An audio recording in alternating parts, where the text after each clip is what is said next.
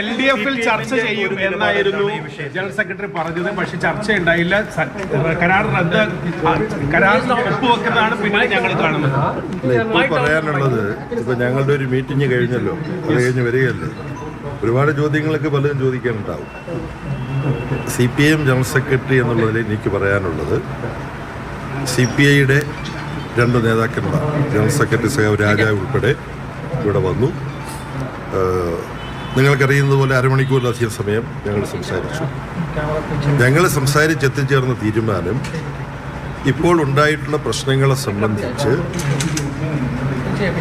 ഞങ്ങളുടെ 2 പാർട്ടികളുടെയും കേരള നേതൃത്വം സംസാരിച്ച് തീരുമാനമെടുക്കും. രമ്യമായ പരിഹാരം ഇപ്പോൾ ഉണ്ടായിട്ടുള്ള വിഷയത്തിൽ കണ്ടെത്താൻ കേരളത്തിലെ CPIയുടെയും CPIMൻ്റെയും നേതൃത്വത്തെ ഞങ്ങൾ സഹായിക്കണം.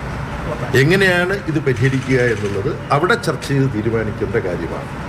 ഇതാണ് ഇന്ന് തീരുമാനിച്ചത്. ഞാൻ പറയട്ടെ കൂട്ടേണ്ട കാര്യം. നിങ്ങളൊക്കെ ഭക്ഷണം കഴിച്ചിട്ടാണോ നിൽക്കുന്നത്? അപ്പം എന്നെ പോലെ കുഴപ്പം. അപ്പം ഞങ്ങൾ ചർച്ച ചെയ്തപ്പോൾ CPIയുടെ കാഴ്ചപ്പാടുകൾ അവതരിപ്പിച്ചു. CPIയെ സംബന്ധിച്ചിടത്തോളം CPIയുടെ മുമ്പിലുള്ള പ്രശ്നം വർഗീയവൽക്കരണം വിദ്യാഭ്യാസത്തിൻ്റെ, കേന്ദ്രീകരണം വിദ്യാഭ്യാസത്തിൽ, കച്ചവടവൽക്കരണം വിദ്യാഭ്യാസത്തിൻ്റെ. ഈ 3 കാര്യങ്ങളിലും CPIയും CPIയും തമ്മിൽ യാതൊരു അഭിപ്രായ വ്യത്യാസവുമില്ല. വിദ്യാഭ്യാസ രംഗത്ത് ഇത് 3ഉം അനുവദിച്ചുകൂടാ എന്നുള്ളതാണ്. അതിനെന്ത് പേരിട്ട് വിളിച്ചാൽ. ഇതിൽ കേന്ദ്രീകരണം, സെൻട്രലൈസേഷൻ എന്ന് പറയുന്നത് അടിയന്തരാവസ്ഥക്കാലത്ത് സംഭവിച്ചതാണ്. 42ാം ഭരണഘടനാ ഭേദഗതി പാർലമെന്റിൽ പാസ്സാക്കി. അപ്പോൾ ആരൊക്കെ അതിനെ എതിർത്തു, ആരൊക്കെ ജയിലിൽ കിടന്നുകൊണ്ട് അടിയന്തരാവസ്ഥ എതിർത്തു തുടങ്ങിയ വിഷയങ്ങളുണ്ട്. അപ്പോൾ ഇതിൻ്റെ ഈ സെൻട്രലൈസേഷനെതിരായിട്ട് ഇപ്പോൾ ചെയ്യുന്നതിന് പരിമിതിയുണ്ട്.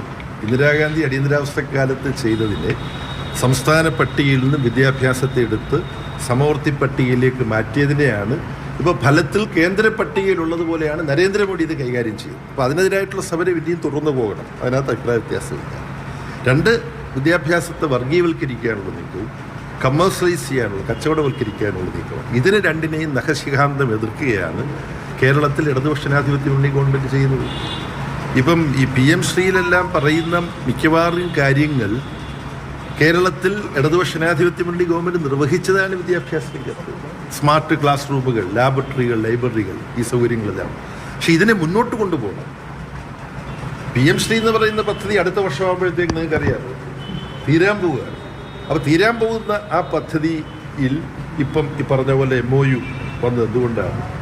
ഇതിൽ ഒപ്പിടുന്നില്ല എന്ന് പറഞ്ഞുകൊണ്ട് സമഗ്ര ശിക്ഷ കേരള എന്ന് പറയുന്നത് ഉൾപ്പെടെയുള്ള മറ്റെല്ലാ വിദ്യാഭ്യാസ പദ്ധതികൾക്കുമുള്ള സാമ്പത്തിക സഹായം കേന്ദ്രം തരേണ്ടത് കണ്ണിൽ ചോരയില്ല നിഷേധിക്കുകയാണ്. ഇതിനെക്കുറിച്ചൊരു ചർച്ചയും നമ്മുടെ സമൂഹത്തിൽ നടക്കുന്നില്ല, മാധ്യമങ്ങളും ചർച്ച ചെയ്യുന്നില്ല. അപ്പം ഇത് മറികടക്കാനുള്ള ഒരു മാർഗമെന്നുള്ള നിലയിലാണ് ഇപ്പോൾ ഈ MOU സൈൻ ചെയ്തിരിക്കുന്നതെന്നാണ് സംസ്ഥാന ഗവൺമെൻറ്റിൽ നിന്ന് ഞങ്ങൾ മനസ്സിലാക്കുന്നത്. അതെല്ലാം അവിടെ പോയി ചർച്ച ചെയ്യാൻ പോവുക. പിന്നെ ഇവരീ പറയുന്നത് എന്തെങ്കിലും ഒപ്പിട്ട് കഴിഞ്ഞാൽ നടപ്പാക്കേണ്ടി വരുമോ എന്നുള്ള കാര്യം നിങ്ങൾ ഒരു ഉദാഹരണം മാത്രം പരിശോധിച്ചാൽ മതി. PM ഉഷ എന്ന് പറഞ്ഞിട്ടൊരു പദ്ധതിയുണ്ട്. ഇപ്പോൾ നിങ്ങൾ മനസ്സിലാക്കിയിട്ടുണ്ടാകും. അത് സ്കൂൾ വിദ്യാഭ്യാസ രംഗത്ത് ചെയ്യുന്നതിൻ്റെ സമാനമായി ഉന്നത വിദ്യാഭ്യാസ രംഗത്ത് ചെയ്യാനുള്ളതാണ്. അവിടെ ഈ നാഷണൽ എഡ്യൂക്കേഷൻ പോളിസിയുടെ, ഈ അപകടം പിടിച്ച നാഷണൽ എഡ്യൂക്കേഷൻ പോളിസിയുടെ ഭാഗമായിട്ട് അവർ പറഞ്ഞതെന്താ, 4 വർഷത്തെ അണ്ടർ ഗ്രാജുവേറ്റ് കോഴ്സാണ്. ആ 4 വർഷത്തെ അണ്ടർ ഗ്രാജുവേറ്റ് കോഴ്സ് കേന്ദ്രം NEPയുടെ ഭാഗമായി പറയുന്നത് 1 വർഷം മാത്രം അത് ചേർന്നിട്ട് പോകുന്നവർക്ക് സർട്ടിഫിക്കറ്റ് കൊടുക്കും, 2 വർഷം പഠിച്ചിട്ട് പോകുന്നവർക്ക് ഡിപ്ലോമ സർട്ടിഫിക്കറ്റ് കൊടുക്കും, 3 വർഷം പഠിച്ചു കഴിയുന്നവർക്ക് പിന്നെ ഡിഗ്രി സർട്ടിഫിക്കറ്റ് കൊടുക്കും, 4 വർഷം കഴിഞ്ഞാൽ ഓണേഴ്സിന് തുല്യമായിട്ട് വിദേശത്തുമൊക്കെ പോവാം. കേരളത്തിൽ ഇതേയല്ല നടപ്പാക്കിയിട്ടുള്ളത്. ഇങ്ങനെ 1 വർഷം കഴിഞ്ഞാൽ സർട്ടിഫിക്കറ്റ് പോലുള്ള പരിപാടിയില്ല. ശ്യാം മേനോൻ എന്ന് പറയുന്ന പ്രസിദ്ധനായ മുൻ വൈസ് ചാൻസലർ ഇവിടുത്തെ ഡൽഹിയിലെ യൂണിവേഴ്സിറ്റിയിലെ, അദ്ദേഹത്തിൻ്റെ നേതൃത്വത്തിലുള്ള കമ്മിറ്റിയുടെ ആഭിമുഖ്യത്തിലാണ് ഉള്ളടക്കം തയ്യാറാക്കിയിട്ടുള്ളത്. അത് അന്ന് ഒപ്പിട്ടിട്ടുണ്ട്. പ്രൊഫസർ ബിന്ദു പിന്നെ ധർമ്മേന്ദ്ര പ്രധാനുമായിട്ട് ഒപ്പിട്ടിട്ടാണ് ഈ PM ഉഷ നടക്കുന്നത്. BJPയുടെ മന്ത്രിയാണ് ധർമ്മേന്ദ്ര പ്രധാൻ എന്ന് പറയുന്നത്. കേരളത്തിൽ ഉന്നത വിദ്യാഭ്യാസ രംഗത്ത് വല്ല വർഗീയവൽക്കരണവും പാഠപുസ്തകത്തിലൂടെ കടന്നുകൂടിയിട്ടുണ്ടോ? ഇല്ല. ആ അനുഭവത്തിൻ്റെ അടിസ്ഥാനത്തിലാണ് ഇത് ഒപ്പിടുമ്പോഴും കേരളത്തിലെ വിദ്യാഭ്യാസ മേഖലയെ വർഗീയതയുടെ പിടിയിൽപ്പെടാതെ തടുത്തു നിർത്താൻ കഴിയും. കച്ചവടവൽക്കരണത്തിൻ്റെ പിടിയിൽ നിന്നും തടുത്തു നിർത്താൻ കേരളത്തിൽ ഗവൺമെൻറ് കഴിയും. ആ ഉറപ്പോടുകൂടിയാണ് ഇത് ചെയ്തിരിക്കുന്നത്. പക്ഷേ ഇതിനെക്കുറിച്ച് CPI സുഹൃത്തുക്കൾക്ക് ഉത്കണ്ഠയുണ്ട്. അത് സംസ്ഥാന സെക്രട്ടറി എൻ്റെ സുഹൃത്ത് ബിനോയ് വിശ്വംഭരനും പത്രസമ്മേളനം നടത്തി പറഞ്ഞു. ഇത് ഒരുമിച്ചിരുന്ന് ചർച്ച ചെയ്ത് പരിഹാരം കണ്ടെത്താൻ ശ്രമിക്കേണ്ടതാണ്.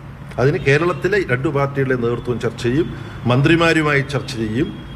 വർഗീയവൽക്കരണത്തിനും കച്ചവടവൽക്കരണത്തിനും പിന്നെ എതിരായിട്ടുള്ള ഉറച്ച നിലപാട്. സെൻട്രലൈസേഷൻ എന്ന് പറയുന്നത് ഇപ്പം ഇങ്ങോട്ട് ചെയ്തുകൊണ്ടിരിക്കുകയാണ്, വിദ്യാഭ്യാസം കൺകറന്റ് ലിസ്റ്റിലായതുകൊണ്ടാണ്. അപ്പോൾ ഈ കാര്യങ്ങളിൽ ഉറച്ച നിലപാടെടുത്ത് മുന്നോട്ട് പോകണമെന്ന് 2 പാർട്ടിയും തീരുമാനിച്ചിട്ടുണ്ട്. ഇപ്പം രാജ്യവുമായിട്ട് ചർച്ച ചെയ്തപ്പോൾ ഈ കാര്യത്തിൽ ഒരു വിട്ടുവീഴ്ചയുമില്ല. അപ്പോൾ അത് എങ്ങനെ കേരളത്തിൽ LDF ഗവൺമെൻറ്റിൻ്റെ ഘടനയ്ക്കുള്ളിൽ നിന്നുകൊണ്ട് നടപ്പാക്കാമെന്നുള്ള കാര്യം ഇരു പാർട്ടികളും, അതിന് പുറമെ LDF മറ്റ് ഘടക പാർട്ടികളുമുണ്ട്, അവരുമായിട്ടെല്ലാം ചർച്ച ചെയ്യാനുള്ള ആദ്യത്തെ അവസരം അവർ ഉപയോഗപ്പെടുത്തും.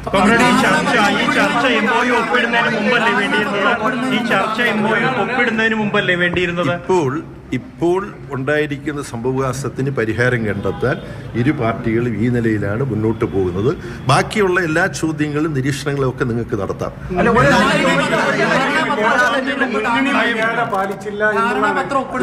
അതല്ല, ഈ കാര്യങ്ങളെല്ലാം കേരളത്തിൽ ചർച്ച ചെയ്യാൻ പോവുകയാണ്. അതിനൊരു പരിഹാരം മാധ്യമങ്ങള് ഇപ്പോൾ ഒരു പ്രശ്നം ഉണ്ടായാൽ അത് പരിഹരിക്കുന്നതിൽ സഹകരിക്കണം. അത് നല്ലൊരു കാര്യമാണ്. അപ്പൊ അതിൽ സഹകരിക്കുക തൽക്കാലം.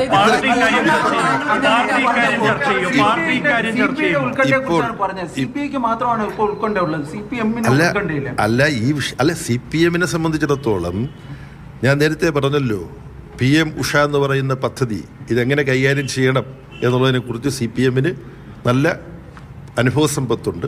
അതുകൊണ്ട് അത്തരം ചർച്ചകളിലേക്ക് നമുക്ക് പിന്നീട് പോകാം. ഇത് ഈ ഒപ്പിട്ടതിൻ്റെ അടിസ്ഥാനത്തിൽ കേരളത്തിലെ വിദ്യാഭ്യാസത്തിൽ ഒരു വർഗീയവൽക്കരണം ഉണ്ടാവില്ല. ഈ NEP എല്ലാം സംസാരിച്ചു കൊണ്ടിരിക്കുമ്പോഴാണ് ഇന്ത്യയിൽ 1ാം ക്ലാസ് മുതൽ 10ാം ക്ലാസ് വരെയുള്ള പാഠപുസ്തകങ്ങൾ പരിഷ്കരിച്ച വേറൊരു സംസ്ഥാനമില്ല. ആ പാഠപുസ്തകങ്ങളെല്ലാം നിങ്ങളുടെ നോക്കൂ, അതിനകത്ത് എവിടെയെങ്കിലും വർഗീയത ഉണ്ടോന്ന്. ശരി, വളരെ നന്ദി.